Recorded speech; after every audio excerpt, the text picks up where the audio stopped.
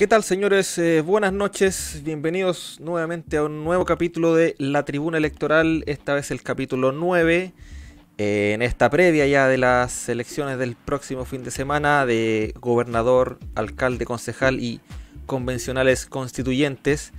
Pero como ya parece cábala, siempre tenemos una noticia el día jueves que nos toca principalmente aquí al pueblo de San Fernando, y don Ricardo Bando nos hablará de este tema que salió nuevamente a la palestra San Fernando a nivel nacional. Ricardo. Nuestra editorial en esta jornada de tribuna electoral. Justicia, muchos en San Fernando la esperan, incluso y para lamento de sus familias, algunos fallecieron esperándola, y vaya nuestro homenaje para ellos. Este jueves, la Fiscalía de Alta Complejidad de la región ordenó diligencias a la Policía de Investigaciones para incautar documentación física y electrónica desde diversas reparticiones municipales, en el edificio consistorial, en la Dirección de Desarrollo Comunitario, en la corporación. Muchos sanfernandinos hoy vieron cómo el proceso en búsqueda de justicia avanza. Es más de alguno llegó a las inmediaciones de estos edificios para comprobar que el secreto a voces era real. Culpar a la policía civil o a la propia fiscalía de intervenir políticamente estas elecciones no alcanza ni para argumento de colegio. Quienes defienden la gestión del actual alcalde, eso sí, eso creen. Pero la justicia va a llegar, caiga quien caiga, como me dijo alguien durante esta tarde en la ciudad. ¿Para qué decir que la Corte de Apelaciones ya les dijo que no a quienes se han sentido aludidos por estas investigaciones? Y no conforme con ello, la misma Corte Suprema también les dio un portazo nuevamente. San Fernando se juega su futuro este fin de semana, y para quien, o más bien, y para que también exista justicia ciudadana, hay que concurrir a votar. Las opciones están sobre la mesa, pero para cambiar el rumbo, como la mayoría de los sanfernandinos así lo cree, así lo piensa, deben concurrir a sufragar. Rodrigo Duque, ¿qué tal? Buenas noches, Ricardo. Buenas noches a toda la gente que nos está viendo en vivo y en directo, ¿cierto? A través de la Tribuna de Colchagua. Comenzamos este capítulo con esta editorial que nos hablaba Ricardo sobre este pedido de justicia que se busca para San Fernando luego de tantos problemas en la corporación municipal. Para comentar este y otros temas que tienen que ver con la elección, con esta mega elección que se viene, ¿cierto? Las elecciones de alcalde, concejal, convencionales constituyentes y gobernador regional, quiero presentar a mi colega, amigo, profesor de historia también, ¿cierto? Historiador local, autor de varios libros que tienen que ver con el patrimonio local, con la historia local. Quiero dejar a mi amigo Víctor León Donoso, por favor. Víctor, buenas noches. Hola, buenas noches, Pablo, Ricardo, Rodrigo. Un agrado estar con ustedes hoy día, ¿ya? Quizás ha sido un día bastante convulsionado para San Fernando. Salimos de la cuarentena, al menos ya decretaron la nueva fase para el día lunes. Y en especial el tema de la municipalidad, que yo creo que va a ser gravitante en las elecciones del fin de semana, ¿ya? Así que agradecido por la invitación. Así es, y para hablar de Víctor, bueno, una mega elección, como dice Rodrigo, primera vez que vamos a tener la oportunidad, entre comillas, de escoger en 4 papeletas distintas, pero en una de ellas, quizás la más importante, y que muchos quizás no lo han tenido o no le han tomado el peso más bien, tiene que ver con la elección de constituyentes para este proceso de generar una nueva constitución para el país. Sí, o sea, yo creo que la ciudadanía en general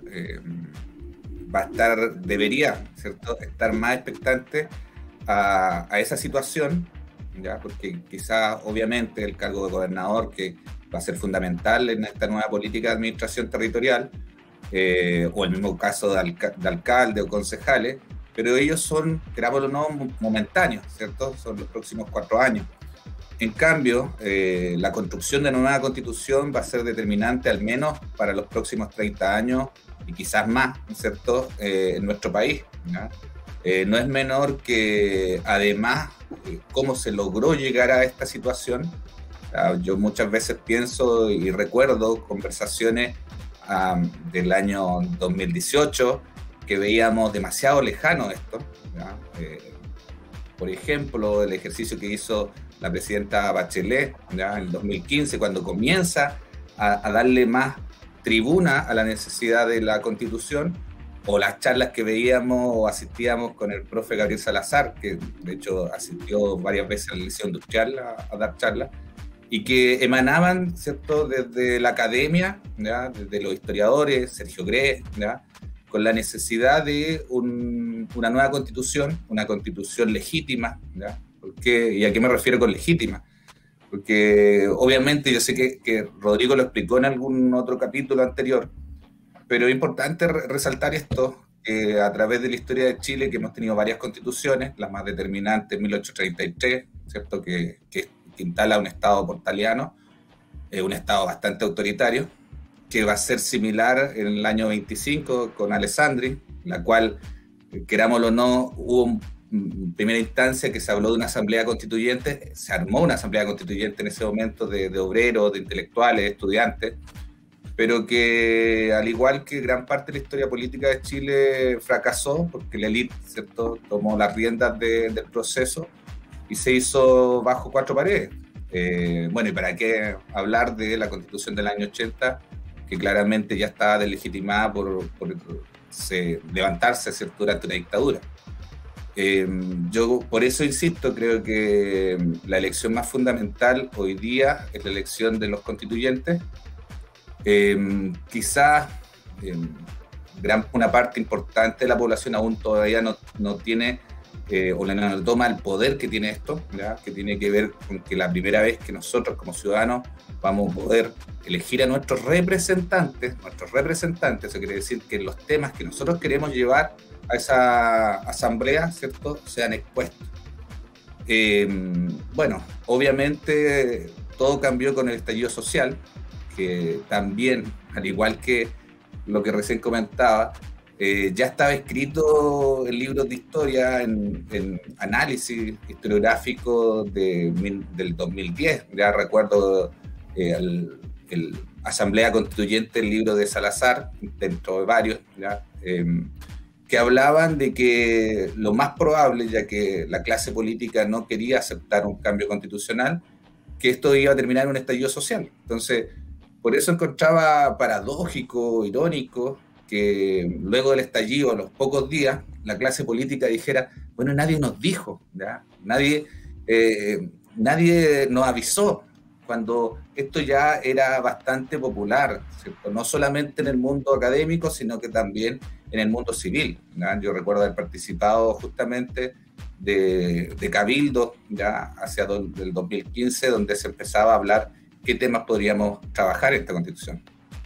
Quizá hoy por hoy la coyuntura fue bastante adversa con el sistema de la pandemia, ¿ya? No hemos podido quizás replicar una educación cívica hacia la ciudadanía, ¿ya? Como comentábamos hace un poquito rato con Rodrigo, hay una nueva asignatura que es Formación Ciudadana, que es una asignatura bastante entretenida, ¿ya?, y que puede, ¿cierto?, gravitar en un futuro para una ciudadanía con mayores aprendizaje, con mayor reflexión, con mayor poder de análisis. Pero yo creo que lo que carece lamentablemente el Estado y quizás las organizaciones civiles también, producto de la pandemia, el no haber llevado esta educación al barrio, ¿ya?, a las juntas vecinales, a los clubes deportivos. Por eso es una incertidumbre el nivel de participación que podamos tener en este fin de semana. Muchachos. Víctor, tú hablabas, ¿cierto?, del tema de la participación. Bueno, nosotros como profesores de historia, ¿cierto?, una de las votaciones más importantes en la historia fue la del 5 de octubre, miércoles 5 de octubre del 88, ¿cierto? A todo esto yo hice la tesis de ese tema, entonces me gusta mucho, que el plebiscito del sí y el no. Desde ahí pasamos al plebiscito del 25 de octubre del 2020, como las dos mayores elecciones en la historia, ¿cierto?, reciente de Chile. ¿Cómo crees tú que va a estar la participación en esta elección? Sobre todo en la de constituyentes, pensando en lo que estábamos hablando, de que es una elección muy importante para el futuro. Mira, yo tengo miedo que preferentemente la gente vote por alcalde, por concejal. Yo comúnmente me habla mucho amigo, me dice, oye Víctor, recomiéndame tú un candidato a gobernador, recomiéndame tú un candidato a constituyente. Entonces eso evidencia, y personas que sí comúnmente, ¿cierto?, hablan de política y te piden eso, ahí quizás hay cierto sondeo. Hace unos días también yo le daba vuelta pensando que va a ser atractivo para la población que hay elecciones de alcalde, ¿ya? Pero me eché un vistazo al CERVEL y me di cuenta que en la última elección de alcalde a nivel nacional un 34% nomás votó, ¿ya? Y ahí hay ciertas características bien particulares. Por ejemplo, comunas como La Estrella, Litueche, ¿ya?, que están en Cardenal Caro, que son comunas bien tradicionales, ahí el grado de participación alcanzó a 70% en la elección de alcalde. En cambio, en ciudades grandes como Rancagua, San Fernando, Ciudad Grande, ¿ya?, alcanzó solamente en Rancagua un 34%, en San Fernando también un 40%, o sea, cifra hasta más baja que la elección presidencial, que la última elección presidencial, donde en general acá en la zona alcanza un 52%, ¿ya?, a diferencia de nivel nacional, que fue un 48%. Entonces, bueno, obviamente el miedo que uno tiene es que la elección del fin de semana pueda tener una baja participación por factores principalmente de desconocimiento de candidatos, por factor de la pandemia, ¿ya?, porque aquí también hay otro no menor, que los únicos que están vacunados son los grupos etarios mayores, ¿ya? Pero confío y espero que los jóvenes, al igual que en el plebiscito del año pasado, se movilicen y también asistan a la urna, ¿ya? Entonces, yo creo que para todo incierto, creemos todos que no va a ser masivo, ¿ya?, pero yo espero, ojalá, por lo menos algo similar a las presidenciales con 45-48%. Bueno, el porcentaje es bajo, eso es muy sabido desde que está el voto voluntario. Y sobre todo en el tema de los constituyentes, ya para ir cerrando esta parte de este tema, la gente vota al final por el pan y circo, por el candidato que va a repartir fruta a la población, el candidato que está con más carteles en la plaza, el que tiene más jingles en la radio. Y en los constituyentes, lamentablemente, es más gente de derecha la que tiene esta oportunidad de altas donaciones, sobre todo. ¿Qué te parece que gente que votó por el rechazo pueda ser el próximo constituyente y que haga la nueva constitución acá en Chile? Bueno, yo encuentro paradójico, pero no me extraña de los sectores conservadores de la sociedad chilena. O sea, la élite chilena siempre se protege, y por algo, cuando anoche alguien publicaba las cifras que fueron, cómo se financiaron los constituyentes, y en definitiva es escandaloso cómo los candidatos de derecha cuadruplican, ¿ya?, a los candidatos de los sectores de centro-izquierda, ¿ya? ¿Qué es lo que uno ve? Y que quizá uno puede esperar que suceda, que la ciudadanía que va a ir a votar sí va a haber un voto muy duro de rechazo a la derecha. Ya, querámoslo o no, este gobierno no ha sido pulcro, ha tenido muchas deficiencias, constantemente, errores de discurso, o sea, no es menor gente que avala a la derecha, como la Sociedad Nacional de Agricultura, con el discurso de hace unos días de que la gente, si tiene muchos bonos, no va a ir a trabajar, con el discurso de ayer de la AFP, ¿cierto?, en torno a sacarnos representación de Nicanor Parra, que diríamos, ojalá trabajar hasta sobre los 100 años. Yo creo que esos discursos, y ojo, que históricamente la derecha ha tenido ese grave error de que no somos capaces de manejar el sentido público. ¿Acaso no olvidar el mismo proceso del estallido social, que esto parte por un discurso? ¿ya? Por discurso público, y nosotros que somos profes de historia como Rodrigo, nos recordamos de la Revolución Francesa, ¿ya? O sea, cómo errores de ciertas palabras, ¿cierto? Son un grupo de mujeres nomás que están afuera del Palacio de Versalles, ¿ya? Y yo mientras voy a comer pizza o sigo con mis fiestas dentro del palacio, ¿ya? Y mientras estaba sucediendo todo afuera. Entonces yo veo que puede existir un voto bastante fuerte de rechazo en contra de la derecha. En mayo constantemente leo el Mercurio, y el Mercurio a comienzos de abril hablaba de este miedo que quizás no puedan obtener el 30% que ellos al menos esperan, y que sería gravitante para tratar de trabar ciertas modificaciones constitucionales. Sin duda. Y ahora, Víctor, en lo local, en San Fernando propiamente tal, ¿cómo ves el escenario? Porque se habla de que si vota poca gente, es probable una reelección del actual alcalde. Si vota mucha gente, es probable que eso no ocurra. Son dos versiones que están dando vuelta en el ambiente. ¿Cómo ves tú el escenario? Yo creo que San Fernando va a ser distinto. Yo creo que va a ir a votar harta gente, ¿no? Y espero también, porque lo complejo sí de San Fernando es que va a ser bastante dividido la votación. Si ustedes se dan cuenta, por el lado de la derecha, ¿cierto?, va Pablo Silva, ¿cierto?, va Alejandro Riquelme, por lo tanto se van a dividir la votación de la derecha. Por el lado, ¿cierto?, acá va Berguar nuevamente, va Pablo Orellana, va Luis Orellana, ¿ya? Y Jimena Flores, ¿ya?, que también representa al Movimiento Ciudadano, ¿ya? Y obviamente Gabriel Rojas, que el Partido Comunista ha hecho un trabajo bastante minucioso desde el año pasado, ¿ya? Entonces, territorial. Entonces, yo creo que es difícil saber quién puede ganar, pero sí, yo espero también que al menos no se repita el plato el actual alcalde, ¿ya? Muchas encuestas hablan de que posiblemente Pablo Silva, que ha tenido bastante popularidad por la elección pasada, ¿ya? Y aquí también transcurre, yo creo que como lo que pasa siempre en provincia, que mucha gente no vota, porque no sé, pues yo comúnmente, soy súper sincero, yo voto por mi sector político, ¿ya?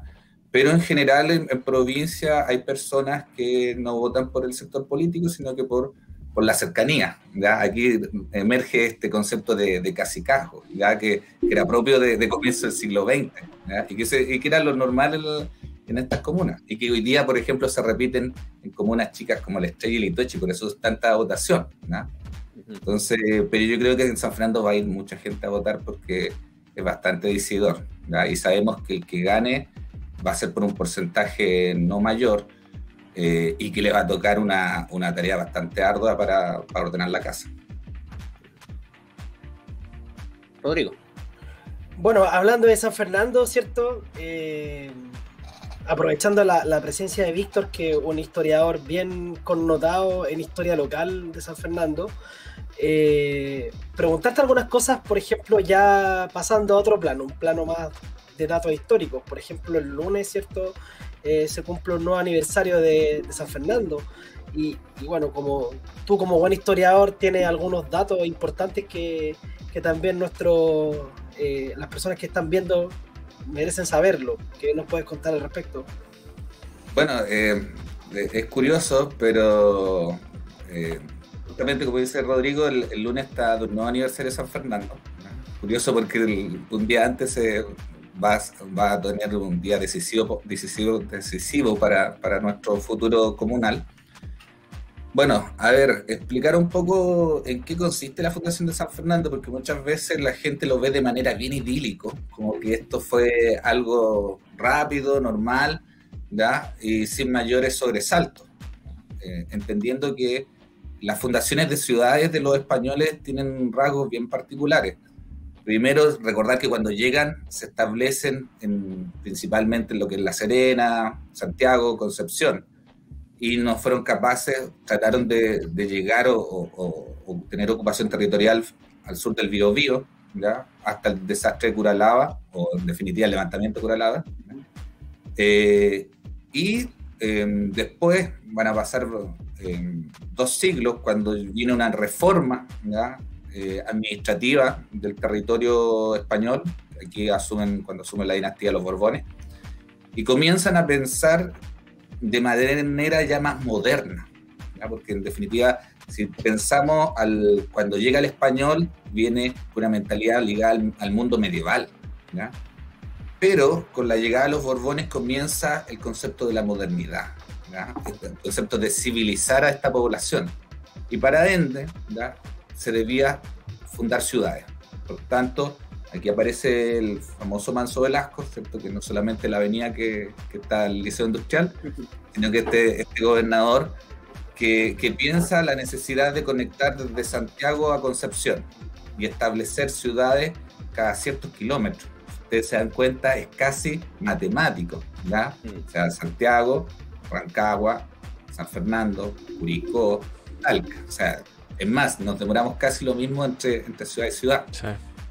Y bueno, Manso Velasco pide a los dueños de las haciendas que ofrezcan terreno para fundar estas ciudades. Acá los dueños de la hacienda Lircunlauta, ¿ya? Permiten y ceden estos terrenos, porque para ello era importante, ya que te permitía concentrar población y esa población que trabajara también para su interés. Y aparece justamente en esto la fundación de San Fernando el 17 de mayo de 1742, ¿ya? Que el 17 de mayo se proyecta la ciudad, ¿ya? Y días posteriores viene, en definitiva, la planificación de las distintas manzanas, ¿cierto? Y a quién le van a entregar estas manzanas. Pero lo complejo viene de los años posteriores, porque la gente no se quería venir, ¿ya? A vivir a este centro urbano, porque obviamente, no sé, pues cualquiera de nosotros, Ricardo, Rodrigo, ¿ya? Que estuviéramos trabajando en el sector, no sé, de Roma, ¿ya? Era incómodo estar viviendo acá en San Fernando y estando trabajando en el sector rural. Entonces, ¿qué es lo que hacen los españoles? Comienzan a amenazar a la gente, ¿ya? De quitar bienes económicos, también establecen decretos a los dueños de la hacienda que obliguen a estos empleados a venir a vivir a San Fernando. Por ende, los primeros años son bien complejos, ¿ya? Con muchos de estos decretos, los cuales son bien fuertes contra quienes estaban habitando este pequeño poblado. Hasta un terremoto, porque aquí aparece un factor que siempre es fundamental en la historia de Chile, que es el terremoto de 1751, ¿ya? Y que se sucede, ¿cierto?, en el sector de Concepción, y que va a ser tan fuerte, ¿ya?, que la población de Concepción, de Chillán, comienza a migrar hacia este sector de la zona central. Y gracias a esa migración, San Fernando comienza a establecerse con mayores habitantes, ¿no? Paralelo a ellos se establece el primer cabildo en San Fernando, la primera escuela, una escuela jesuita, ya que era lo que hoy día es la iglesia de San Francisco, pero no podemos imaginarnos que esto era idílico, ¿ya? Al contrario, los archivos que nos muestran, por ejemplo, que la iglesia de ese momento, dice un archivo, dice que ni siquiera tiene un cajón para guardar, ¿ya?, los utensilios que usaba el cura, ¿ya? Entonces, fue así como se fue estableciendo esta ciudad, pero en general no solamente San Fernando es la historia, sino que en general la fundación de las ciudades de Chile de ese periodo es así, ¿ya? Pero que muchas veces cree la gente que algo más normal. Claro, bueno, hablando de los terremotos y de la historia, tú tienes un libro muy conocido sobre desastres naturales. ¿Qué nos puedes contar sobre eso, sobre la inspiración para crear un libro de este tema? Ya, mira, sí, porque parece medio macabro, es como buscar temas que no son muy agradables, pero mira, ocurre que yo en el Liceo Industrial trabajo hace 5 años con la Universidad Católica, con un grupo de jóvenes, bueno, con jóvenes que se han ido rotando en el liceo, que de hecho nos permitió ir el año pasado, o sea, el año pasado a España, por el cambio climático, ¿ya?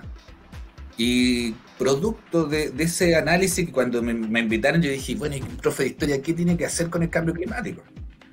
Pero le di vuelta y encontramos que sí, podemos ser un aporte fundamental porque somos, ¿cierto?, los que podemos estudiar la parte del registro mental, ¿cierto?, el cambio de mentalidad que esto tiene. Y ahí, dentro de los tantos exposiciones que uno escucha en esas conferencias, te dicen, y lo avalan la estadística, que el cambio climático tiene mayor cantidad de desastres. Por ende, lo lógico nosotros como disciplina es estudiar cuál ha sido la conducta de la ciudadanía, de las autoridades, en torno a estos desastres socionaturales, ¿ya?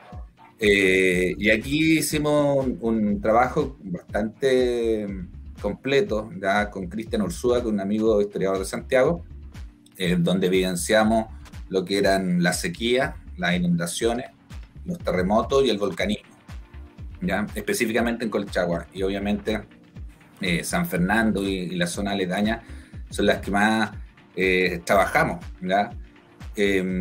Bueno, ahí hay un sinnúmero de anécdotas. Por ejemplo, San Fernando, que siempre o constantemente los grandes terremotos del siglo XX, si ustedes se fijan en el terremoto de 1906, ya en Valparaíso, el terremoto de 1928, ya el terremoto del 85, que fueron los tres grandes terremotos que afectaron a la zona, San Fernando no se vio mayormente afectado, ¿ya? Y ahí en el texto pudimos, porque trabajamos bastante con geógrafos de la Universidad de Chile y de la Universidad Católica, que nos aterrizaban en el concepto geográfico, y ahí nos pudimos dar cuenta que, claro, San Fernando está sobre un territorio sedimentario que permite mayor, ¿cierto?, capacidad de resistencia. Si los mismos archivos te mostraban que mientras Placilla se venía abajo, mientras Pelequén se venía abajo, San Fernando no sucedía mayormente nada.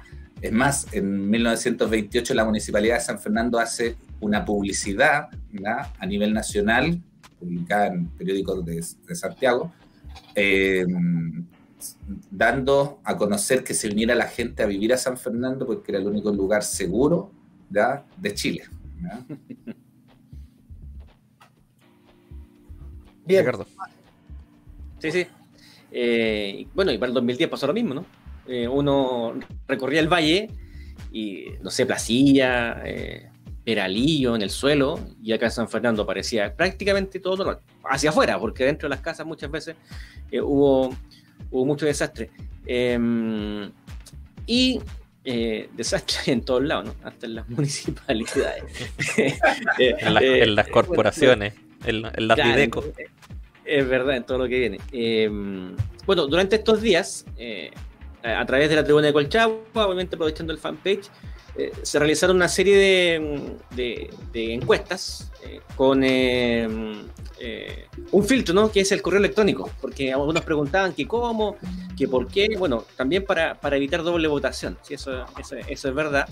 Estas encuestas fueron cerradas en la jornada de hoy, tanto la de alcaldes como de San Fernando y Chimbarongo, y también lo que tiene que ver con gobernador regional y los constituyentes. ¿Les parece, Pablo? Revisamos en primer término lo que tiene que ver con... Sí. Primero vamos con los constituyentes porque es la más complicada, y aquí el profesor Rodrigo nos va a enseñar y a explicar todo este tema del sistema DONT. Ya, bueno, yo expliqué el método DONT hace un tiempo atrás, ¿cierto? Pero ahora vamos a ocupar los datos que hemos recolectado en esta encuesta. Primero que todo, ¿cierto?, agradecer a todas las personas que participaron en la encuesta. Fueron más de 1.500 personas en total que participaron, y eso la verdad que nos pone muy contentos como medio, ¿cierto?, de que a la gente le interesa la política y le interesa participar en estos sondeos. Así que vamos con la explicación de este sistema, que es un poco complicado, pero lo vamos a hacer más entendible. Ya, ahí está, ¿cierto?, el método DONT, ¿cierto?, donde vamos a utilizar los datos recopilados en la encuesta que hizo la tribuna de Colchagua entre el 4 y el 11 de mayo. Así que, si me puedes conectar la próxima diapositiva, por favor. Está, póngalo nomás. Ya, aún no la puedo ver, pero... televisión en vivo. Estamos en vivo. Ya Sí. ahí va a cambiar la... Sí, pero ahí estamos con Aquí. con las listas, la lista XP, la lista YZ, la IQ. Ya, Está- tenemos. Lo que hicimos básicamente fue colocar las 3 listas más votadas, ¿cierto? Que son la lista XP, la lista YZ y la lista YQ.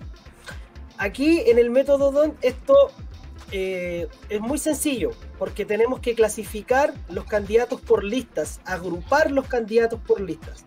Si ustedes se dan cuenta, en cada lista hay 6 personas y hay 3 mujeres y 3 hombres. Y si se dan cuenta también están ordenadas mujer, hombre, mujer, hombre. Eso se llama el método Zebra. Eso es muy importante que lo tengan claro.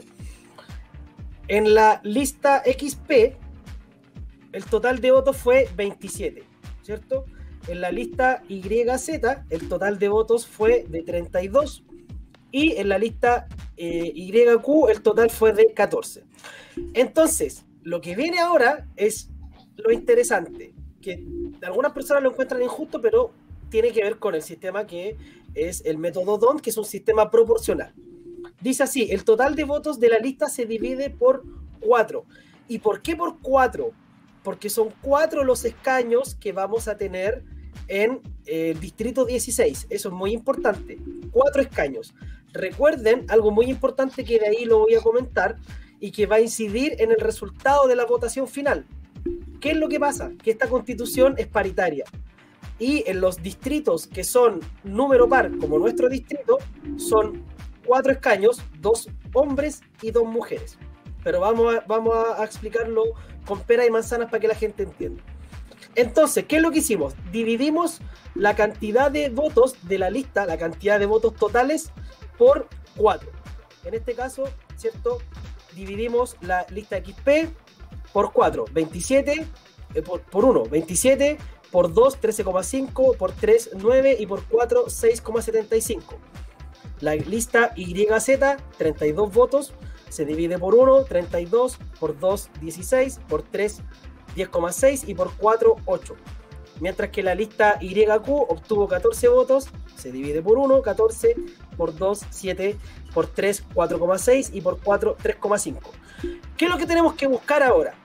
En esa tablita tenemos que ver cuáles van a ser las listas con los 4 mayores números. Y esas listas con los 4 mayores números van a ser elegidas.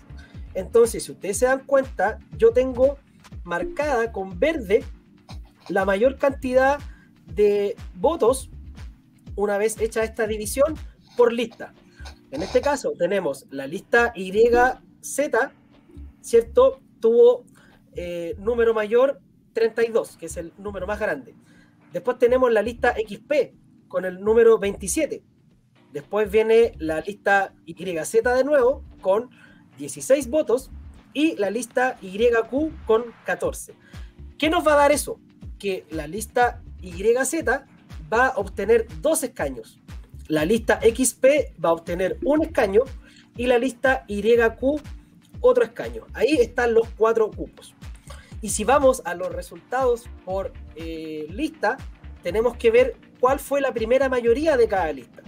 Si lo hacemos de la manera normal, sin paridad de género, los resultados serían los siguientes. En la lista XP, el que obtuvo mayor votación fue Ricardo.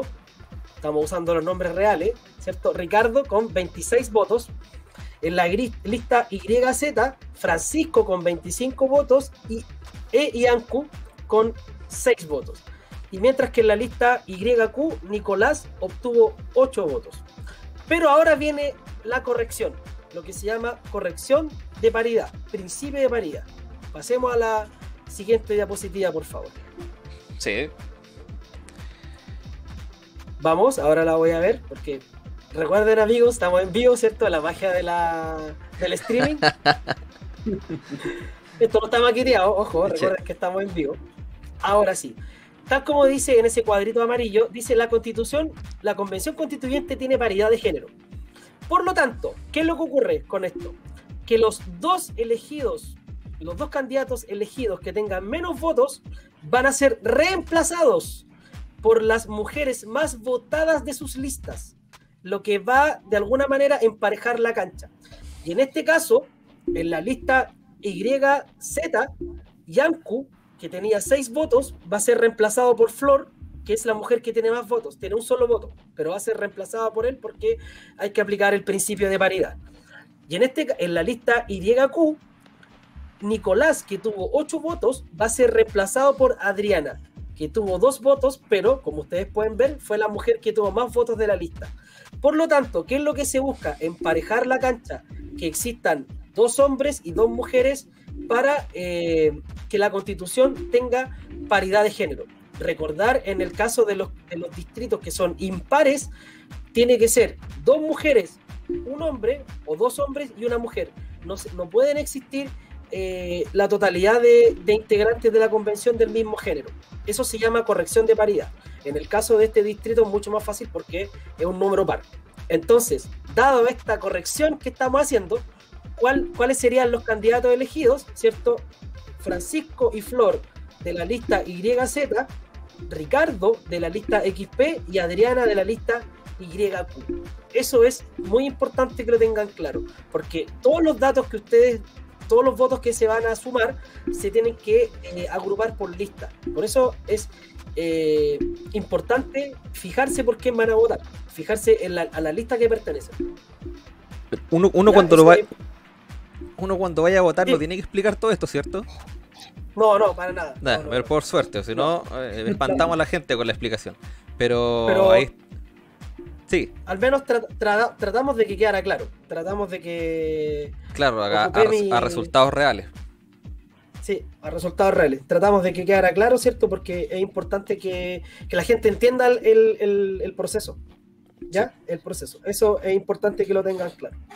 ¿Ya? Sí, bueno. Obviamente hay que dejar en claro que vamos a publicar la gráfica luego en la tribuna de Colchagua. Sigamos con, Pablo. Vamos con los gobernadores, aprovechando, con alcalde de San Fernando, no, me cambió, estamos en televisión en vivo, tercera vez que lo recordamos.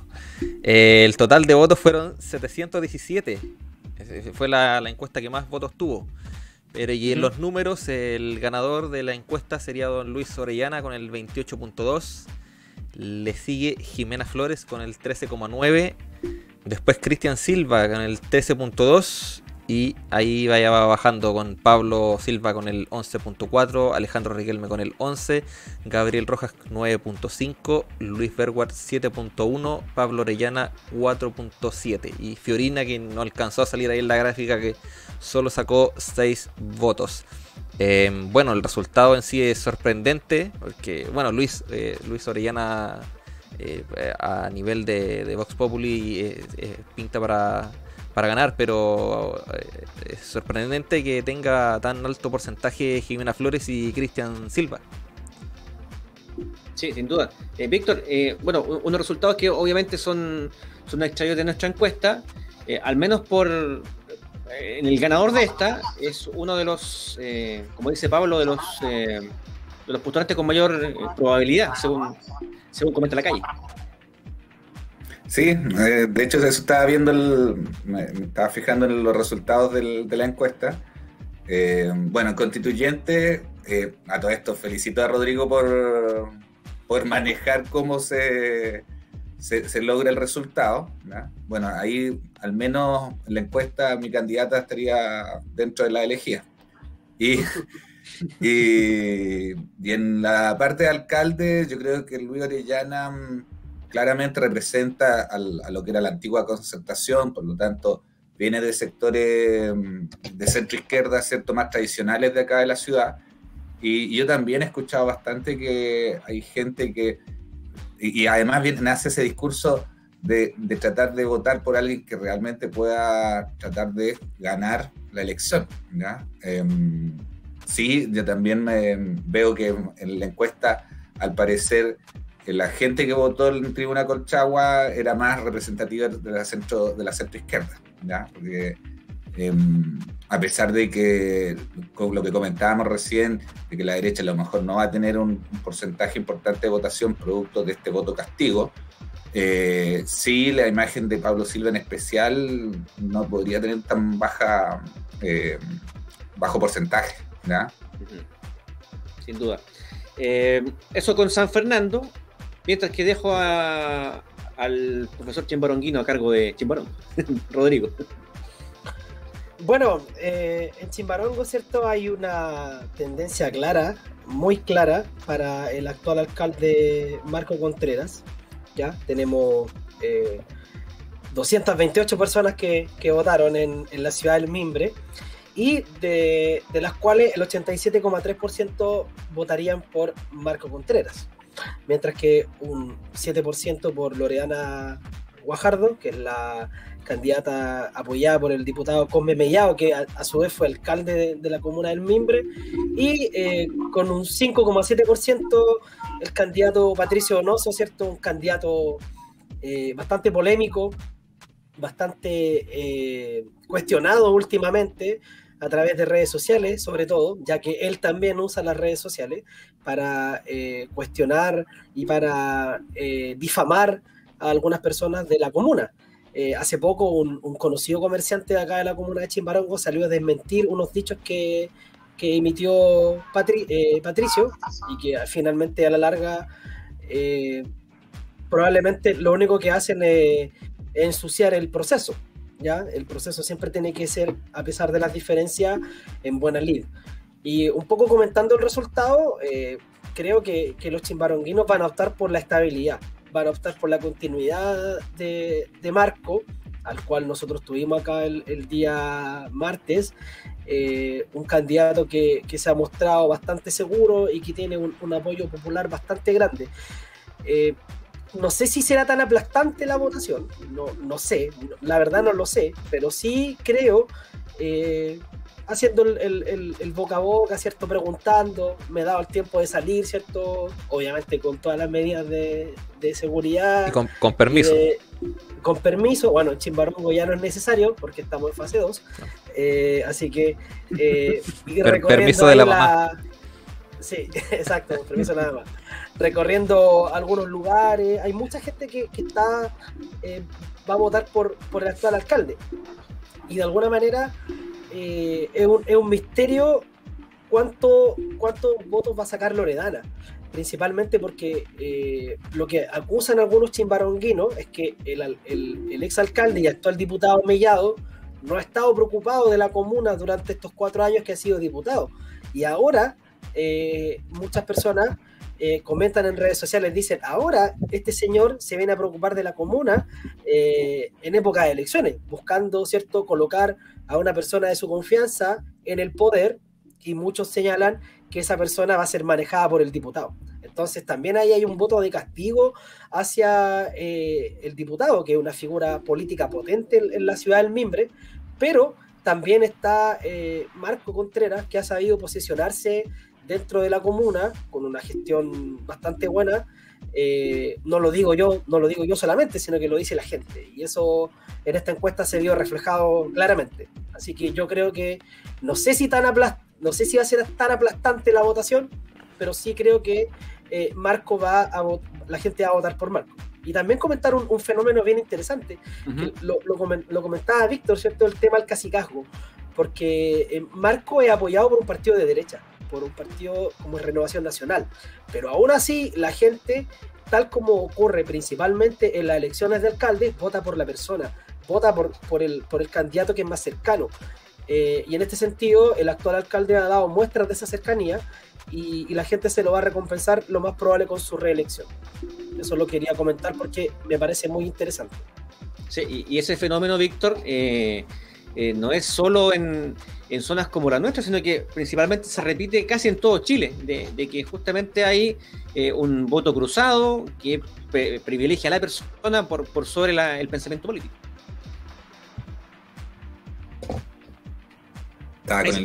Ahora sí.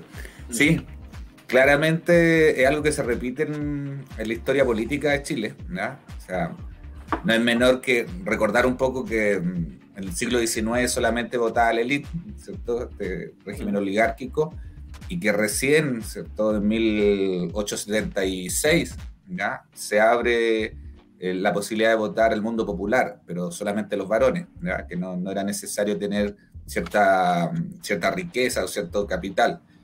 Desde ese momento, ¿ya? Va a ser fundamental el voto del varón popular. Recordar que recién las mujeres comienzan a tener derecho al mundo político, la década del 30, ¿cierto? Lo municipal, la década del 50, la presidencial. Y al final del siglo XIX también aparece la ley de la comuna, ¿cierto? Cuando se establece en 1891, surgen gran parte de estas municipalidades como concepto, ¿no? Las municipalidades aparecen históricamente como el legado del cabildo, pero siempre ha existido esta pugna, primero para explicar, esta pugna entre el Estado y las municipalidades. En definitiva, ¿quién tiene más poder? O le damos poder a las comunidades autónomas, como era el antiguo cabildo, o el Estado, ¿cierto?, logra tener mayor capacidad de control sobre estas comunas y a través de los municipios. Y cuando se comienza a dar mayor libertad, que es con la ley de la comuna en 1891, como les comentaba, en esa ley les permitía mayor autonomía a las municipalidades. Por ejemplo, tenían cierto policía local, estaban ya encargadas de la educación, encargadas de la higiene, el orden público. Y aquí comienza a aparecer ese fenómeno que hablábamos recién, de ciertas personas que eran más influyentes sobre la población, y que en ese momento era claramente los dueños de las grandes haciendas, los dueños de los grandes fondos, y que aparece, ¿cierto?, la práctica como el cohecho, ¿ya? O el fraude dentro de la política, que a pesar de que esto se elimina a mediados del siglo XX, pero es una constante en el mundo de provincia que aparezcan estos personas, ¿cierto?, líderes que en definitiva da lo mismo del sector político que sea hoy día, ¿ya? Porque representa una imagen, ¿cierto?, carismática para la población. Sí, es verdad. Vamos con la encuesta que nos falta, que es la de gobernador. Con la del gobernador. Primera vez que podemos votar por el tema de los gobernadores. Y los resultados son los siguientes, que Ricardo Rincón saca un 8.7, Esteban Valenzuela Vantrex saca un 17.4 y Franklin Gallardo no recibió votos, ¿no? Por eso no está incluido en este circulito de la gráfica. Y lo que me parece a mí que Pablo Silva Amaya con un 34.8 y Eduardo Cornejo con un 39.1 irían a segunda vuelta con estos resultados, ¿cierto, Ricardo? Sí, sin duda.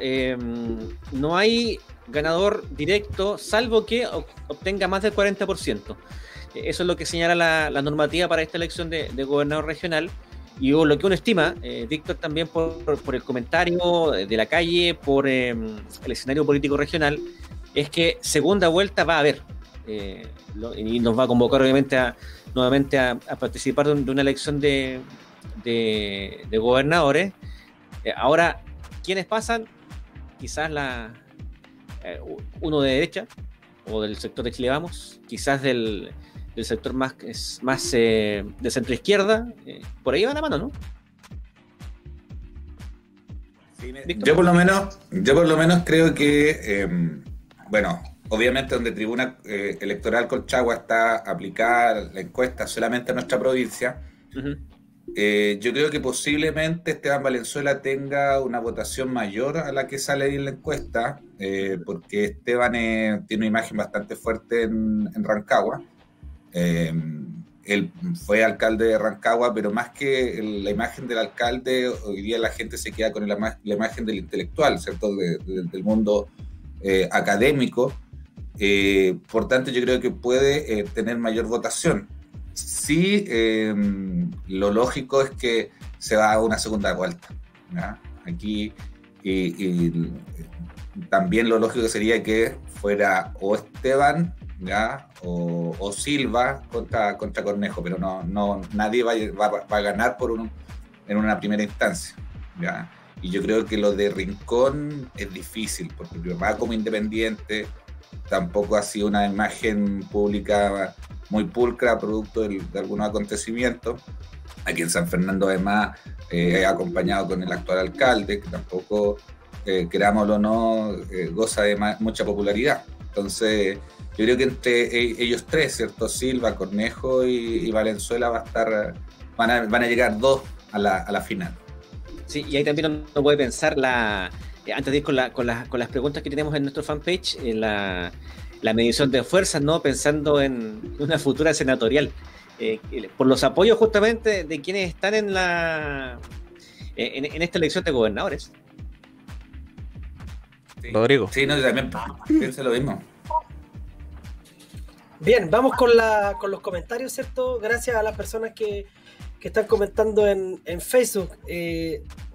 Sumachuca, saludos para ella, dice: yo creo que la votación de constituyentes va a beneficiar la votación de alcaldes. ¿Qué les parece a ustedes lo que plantea Su? Quizás va referido a que, bueno, esa es mi idea, ¿no? Que al tener mucha convocatoria la nueva constitución, puede ir más gente y por ende más votos para alcalde y concejales y gobernador, ¿no? ¿Podría ir por ahí? No sé, Víctor, ¿qué opinas tú? O sea, yo también creo que podría ir por ahí lo que colocan ahí en Facebook, ¿verdad? Porque, pero yo insisto, yo discrepo mucho de eso. Yo creo que para la gente va a ir más pero bueno, el fin de semana vamos a ver, porque ahí vamos a ver quién va a votar más por cierto rama o candidato. Bueno, y ahora, la gente que salió a marchar también, pues es un impulso del que fue a marchar, no sacó nada si no va a votar ahora. Claro, y otra cosa es que, antes de ir con la siguiente pregunta, que uno estima que para esta elección los votos nulos y blancos van a bajar, van a descender. Claro, sí, lo más probable, porque al final el voto nulo y el voto blanco es perdido, porque no se suma al final al ganador y uno ya en estos tiempos vota por el menos malo. No hay el Salvador de San Fernando o el Salvador de Chile. Además que la gama de candidatos, en especial en constituyentes, en concejales, es bastante amplia, entonces yo no puedo decir que no me siento representado, al menos con alguno. Sí, es verdad. Rodrigo. Bien, Neri Marín, bueno, este es un comentario hacia la explicación del sistema DOT. Dice que quedó clarito, Rodrigo, el proceso, muchas gracias. Señalar que para los concejales también se usa este mismo método, pero sin la corrección de género. O sea, pueden salir todos los concejales hombres o pueden salir todas las mujeres, ¿ya? Pero no hay corrección de género, no hay paridad. Cosa que las mujeres, ¿cierto?, lograron una lucha muy, muy interesante que hicieron para que la constitución, y ojo, esto es muy importante, que fuera la primera constitución paritaria en el mundo. Es un hecho histórico, no es algo menor, ¿ya? Y en relación a eso, nuevamente Su nos pregunta, dice: importante explicar cómo va a funcionar la elección, considerando que más del 60% de los inscritos a constituyentes son hombres y poco más del 30% son mujeres. ¿Cómo aseguramos de que la paridad asegure la representatividad en términos de votos? Y esa pregunta claramente tiene que ver con que ella señala de que el 60% son candidatos hombres, el 30% son mujeres. En algunas papeletas eso no es tan así, porque funciona, como yo explicaba, a través del sistema Cebra, ¿cierto? Que se obliga a las listas que tengan un candidato, una candidata mujer, un hombre, una mujer, un hombre, independientemente de la cantidad de integrantes que sea la lista, siempre tiene que haber intercalado un hombre y una mujer. En este caso siempre va primero la mujer. Y lo más importante, que la paridad de género asegura que la constitución sea lo más paritaria posible. Puede que existan diferencias, porque recordemos que el número de constituyentes es de 155 personas, es un número impar, ¿cierto? Y muchos distritos, como explicaba hace un rato, son impares, pero siempre va a existir 2 hombres, una mujer, o 2 mujeres y un hombre. nunca uno de los géneros va a ser sobre representado.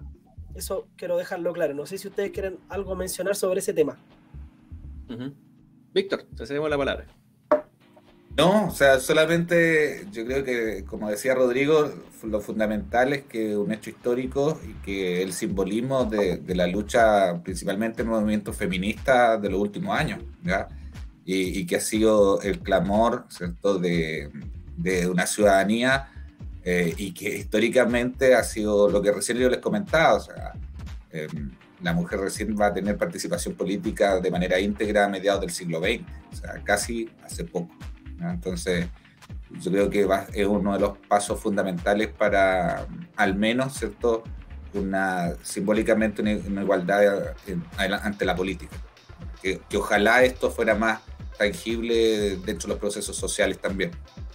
Sí, es verdad. ¿Saben qué? Estaba revisando Canal 13 porque me llegó la información de una denuncia que obviamente vamos a indagar más respecto a una usurpación de identidad en San Fernando. De una persona que, claro, que señala que su nombre aparece en la papeleta de candidato a concejal y que usurparon su identidad y que ni siquiera le preguntaron. Así es la cosa que en ese instante lo está denunciando Canal 13. Bueno, prácticamente ya la hora del cierre. Una nueva consulta, ¿no? Parece. Rodrigo, el chat. Sí, ¿qué dice el chat, Rodrigo? Creo que no. A ver. Dice... sí. F5. Boris González. Boris González Miranda, ¿cierto? Saludos para Boris. Dice, ¿creen que habrá una buena convocatoria de votantes con 2 días? ¿Serán más votantes o menos votantes? Saludos, envía Boris. ¿Qué creen ustedes, muchachos? Víctor, Ricardo, Pablo. Yo creo que eso va a ser mucho más fácil, más cómodo, el tener... mira, lo que conversábamos el otro día con los alumnos, ¿ya? Por ejemplo, cómo los países del primer mundo llegan a ti para que tú vayas a votar, ¿ya? O sea, que no solamente sean ciertos recintos, ¿ya? Que por ejemplo poder que el barrio, ¿cierto?, tuviera una mesa de votación.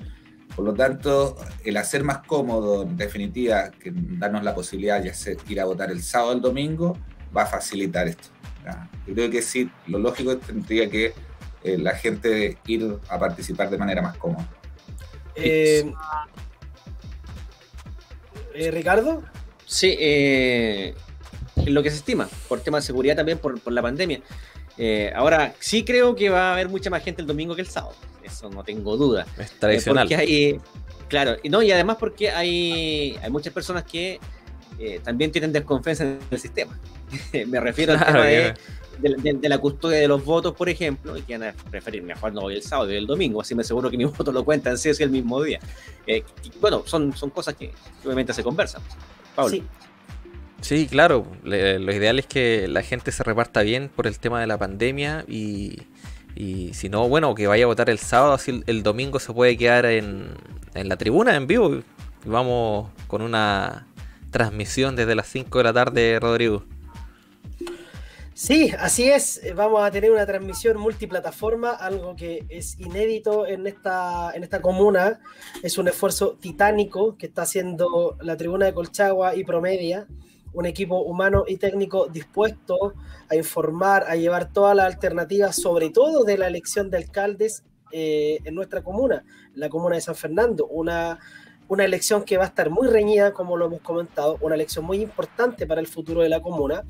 Así que vamos a estar ahí desde las 5 de la tarde con toda la información, móviles en vivo, despachos, también vamos a tener información nacional, vamos a tener un montón de notas, de información clave para la gente y tratar de entregar la información al instante de manera veraz, de manera oportuna, para que la gente se informe de este gran proceso eleccionario que va a ocurrir este sábado 15 y domingo 16 de mayo. Sin duda, va a ser un interesante trabajo que lo van a poder ver en pantalla. Se va a hacer televisión. Eso sí, se va a hacer televisión. Así es. Bueno, y agradecer a Víctor por acompañarnos el día de hoy. Historiador, escritor, profe, psiquiatra. ¿Quién no conoce a Víctor León? Colocolino. Y además colocolino, ¿verdad? Lo mejor de todo, colocolino. Gracias, Víctor, por estar el día de hoy con nosotros. No, gracias a ustedes, chiquillos, por el rato, que se pasó volando, lo pasamos bien y obviamente cuenten conmigo para cualquier otra ocasión. ¿Ya? Así que un gran abrazo, chiquillos, Pablo, Ricardo, Rodrigo. No se preocupen, está anotado ya. Tenemos en la lista de espera y ahora. Sí, es verdad. Dejo con ustedes a Pablo Moraga para el cierre de esta edición. Bueno, nada más, se acaba esta tribuna electoral, pero más no la temporada. Nos queda todavía un capítulo el próximo jueves para ya ir resumiendo los resultados y ver cómo quedan la mesa de la Municipalidad Armada de San Fernando y Chimbarongo principalmente. Nos vemos el domingo desde las 5 en vivo y el sábado también saldremos en vivo un par de ocasiones a través del fanpage de Facebook de la Tribuna Electoral. Nos vemos el próximo fin de semana. Adiós, muchachos. Este domingo 16, desde las 17 horas, Tribuna de Colchagua y Promedia Comunicaciones les trae todo el acontecer político en un especial sobre las próximas elecciones municipales, gobernador y convencionales constituyentes. Entrevistas, resultados en vivo y una completa cobertura de esta histórica votación a través de una transmisión multiplataforma. Domingo 16, 17 horas, especial Tribuna Electoral.